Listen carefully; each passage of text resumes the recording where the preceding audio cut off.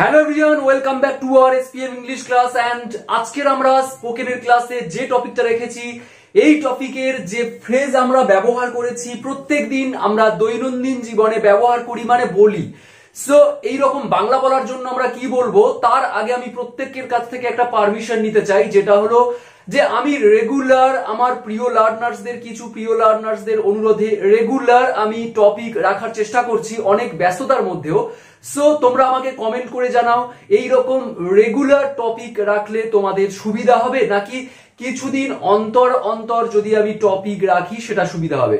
আশা করি আমাকে অবশ্যই জানাবে। সো চলো, আজকের আমরা প্রত্যেকদিন স্পোকেন শেখার জন্য আমরা যারা ট্রাই করি বা সব সময় কিছু কিছু করে টপিক এইভাবে শেখার চেষ্টা করছি, তাদের জন্য আজকের আমি স্পোকেনে কি ফ্রেজ রেখেছি দেখো। এত তাড়াহুড়োর কি আছে, আমরা বলি তো এত তাড়াহুড়োর কি আছে, গাড়ি আস্তে চালান।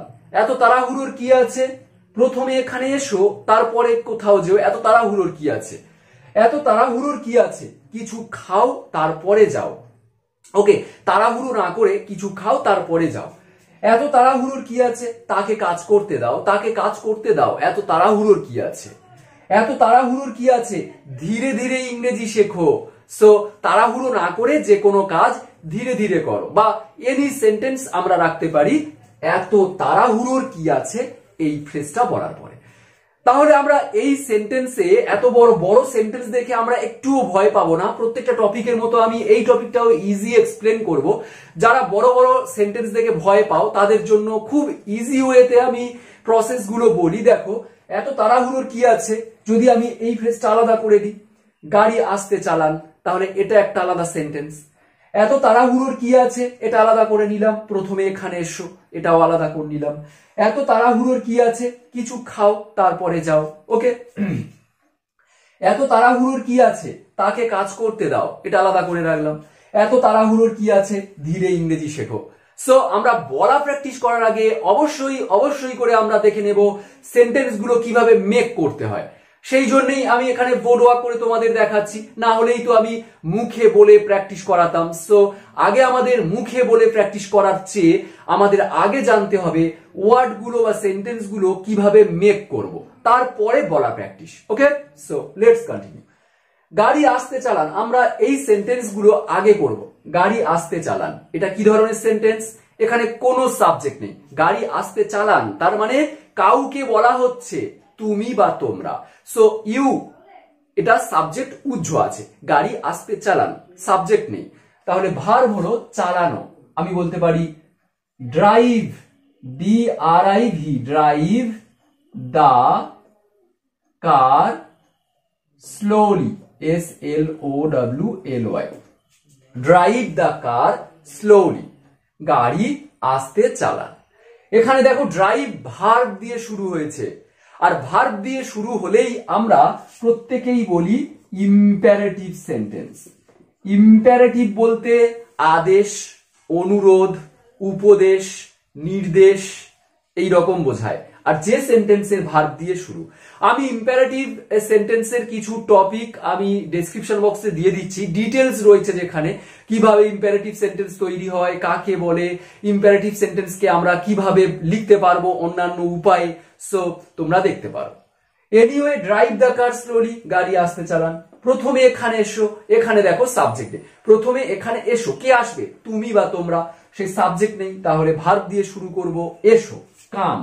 সো আমরা এট ফার্স্টটা যদি আগে লিখি, at first come here, here adverb, এখানে কাম, এসো, এট ফার্স্ট।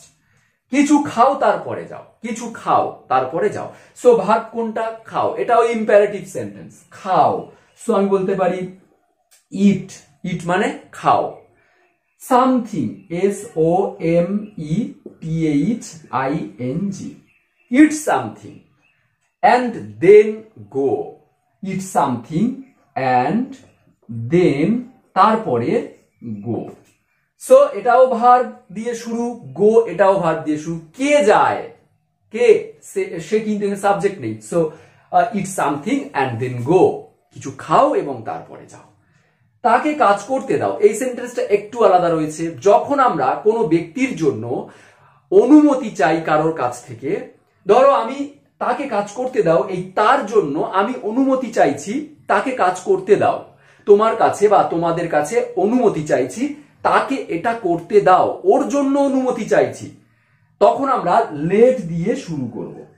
কোন সেন্টেন্স যখন আমরা কারোর জন্য কিছু অনুমতি চাইব তখন আমরা লেট দিয়ে শুরু করব।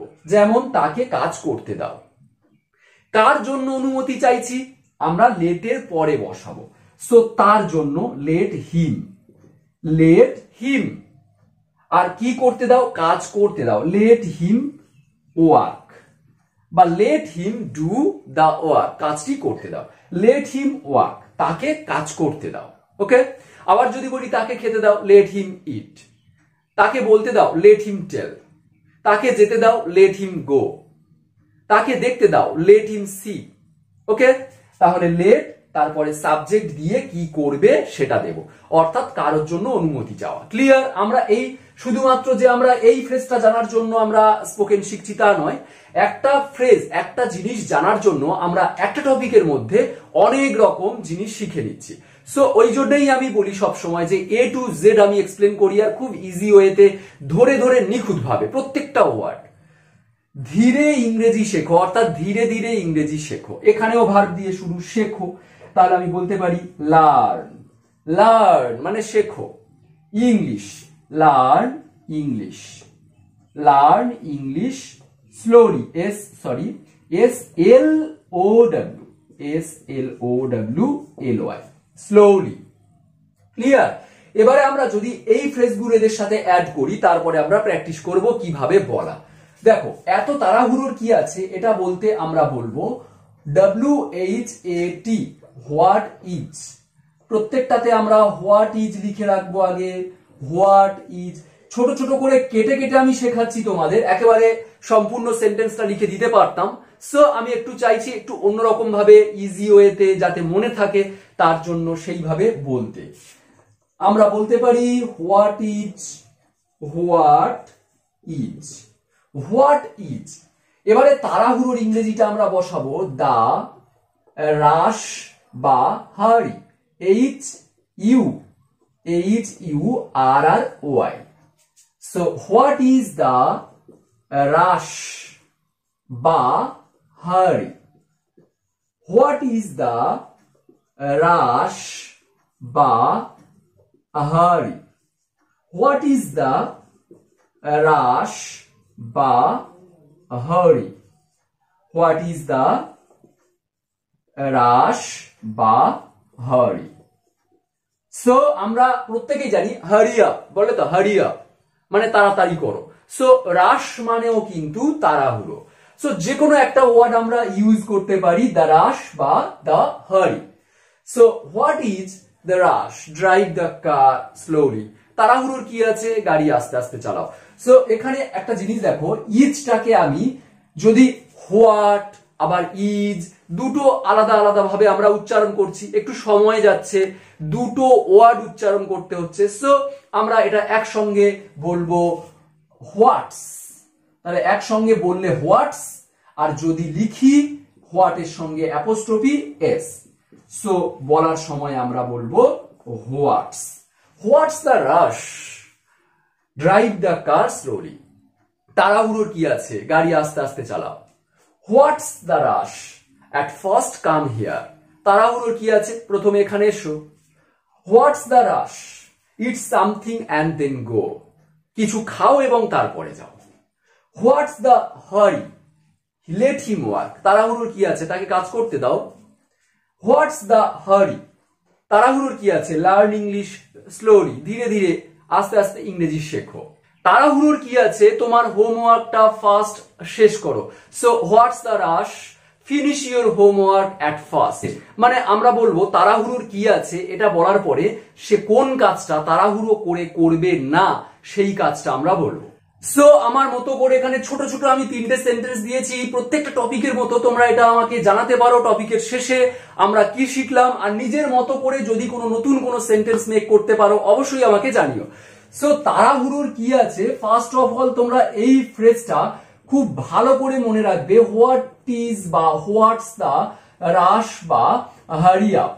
হোয়াটস দ্য রাশ বা হারি, এই ফ্রেজটা অবশ্যই মনে রাখবে তাড়াহুড়োর কি আছে, এবং এটা বলার পরে আমরা এনি সেন্টেন্স এখানে রাখতে পারি, যে কোনো সেন্টেন্স আমরা রাখতে পারি তাড়াহুড়োর কি আছে বলে কোন কাজটা করার কথা বলা হচ্ছে। তাড়াহুড়োর কি আছে, প্রথমে বাড়ি যাও। তাড়াহুড়োর কি আছে, আস্তে হাঁটো। এটাও ইম্পারেটিভ সেন্টেন্স, এটাও ইম্পারেটিভ সেন্টেন্স এই অংশটা অর্থাৎ। তারপরে আছে তাড়াহুড়োর কি আছে, তাদের খেতে দাও। সো তাদের খেতে দাও, তাদের জন্য, তাদের খাওয়ার জন্য আমি অনুমতি চাইছি, তাদের খেতে দাও। সেক্ষেত্রে আমরা সেন্টেন্সটা কিভাবে লিখবো, আর অবশ্যই করে তোমরা বলেছি যে পার্ট পার্ট করে ভেঙে নেবে, যদিও একটা বড় সেন্টেন্স। ওকে, সো আজ এই পর্যন্ত। আর অবশ্যই আমাকে জানিও প্রত্যেক দিনের টপিক গুলো কেমন লাগছে।